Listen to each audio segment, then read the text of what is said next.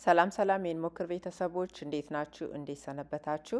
ዛሬ አብረን ፍሪጅ እናጸዳለን። ፍሪጅ ማጽዳት የሚጠቅሙን ወይም ፍሪጃችንን ለምን ማጽዳት አለብን የሚለው ቢያንስ 5 ዋና ዋና ነጥቦች አብረን እናነሳለን። አብራችሁን ቆዩ።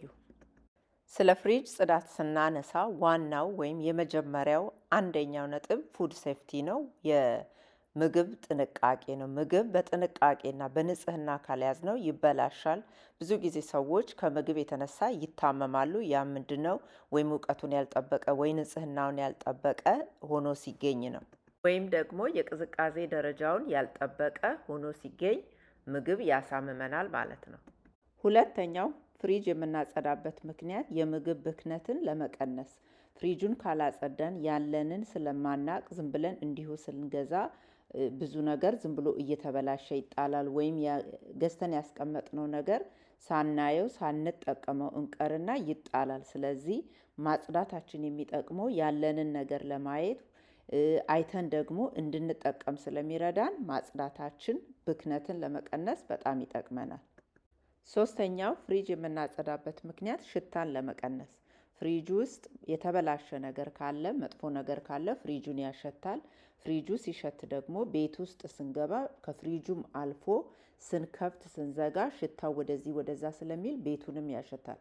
ቤቱን ብቻ ሳይሆን አንድ የተበላሸ ምግብ ፍሪጅ ውስጥ ካለ ወይም አንድ መጥፎ ጠረን የሚያመጣ ነገር ካለ ያ ወደ ሌሎች ምግቦች ላይ ሽታው በመዛመት ቤቱንም ምግቡንም ሌሎችንም ነገሮች ሊያሸት ስለሚችል ፍሪጅ ማጽዳታችን ንጹህ መሆኑ ሽታውን ለመቀነስ ጥሩ የሆነ ጤናማ የሆነ አየር እንድንተነፍስ ወይም የምንመገበው ነገር ንጹህ እንዲሆን ይጠቅመናል። ስለዚህ የፍሪጁን ማጽዳታችን ቤታችንንም እንደ ማጽዳት ቤታችን ውስጥ ጥሩ ጠረን እንዲኖር ይጠቅመናል ማለት ነው። አራተኛው ፍሪጅ የምናጸዳበት ምክንያት ኢነርጂ ሴቭ ለማድረግ። ያም እንዴት ነው? ፍሪጁ በጣም ጥቅጥቅ ብሎ አየር ሰርኩሌት ማድረግ ሳይችል በጣም ተጨንቆ ከሆነ የሚሰራው በጣም ሞር ኢነርጂ ሊፈልግ ይችላል። ቀላል ከሆነ ግን አየር በደንብ መዘዋወር የሚችል ከሆነ ምናልባት ፍሪጁ መስራት የሚገባውን ያህል በጣም ላይሰራ ይችላል። ስለዚህ እነዛን ነገሮች ለመቀነስ ፍሪጅ ማጽዳታችን ለዚህም ላይ አስተዋጽኦ አለው ማለት ነው። አምስተኛውና የመጨረሻው ደግሞ ፍሪጅ ማጽዳታችን የሚጠቅመው የፍሪጁን እድሜ ለማርዘም። ፍሪጅ አላቅም የምትቀይሩ ሰዎች ካላችሁ ግን ቶሎ ቶሎ የምንቀይረው ነገር አይደለም።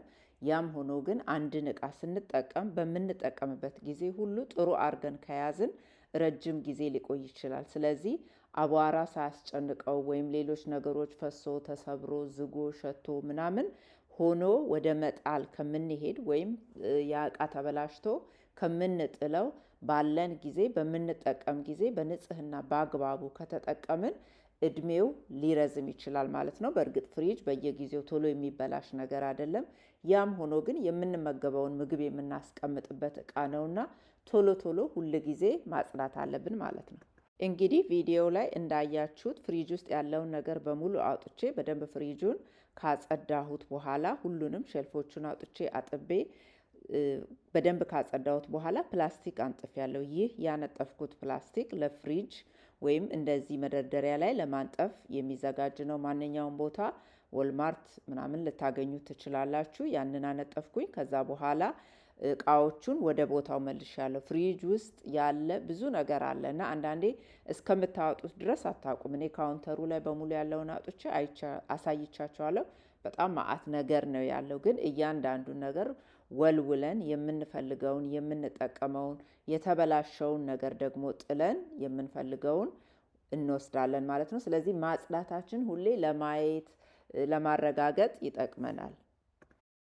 የሚንጠባጠቡ ነገሮች ለምሳሌ ስጋ ገዝታችሁ እስከምትሰሩ ድረስ ፍሪጅ ውስጥ ብታስቀምጡት ወይ በላስቲክ ውስጥ ካለበለዚያ ደግሞ በሰሃን አርጋችሁ ፍሪጅ ውስጥ ብትከቱት ሌሎች ምግቦች ላይ አይንጠባጠብም። ስለዚህ ካልተንጠባጠበ ደግሞ አንዳንዴ ይንጠባጠብና ይደርቃል ወይ በመስመሮቹ መሀል ይገባል። እንደዛ ሲሆን ለማጽዳት በጣም ያስቸግራል ወይም ጊዜ ይወስዳል። እንደዛ እንዳይሆን በሰሃን አርጋችሁ ብታስቀምጡት ሰሃኑን አውጥታችሁ ታጥባላችሁ፣ በቀላሉ ታጸዳላችሁ ማለት ነው።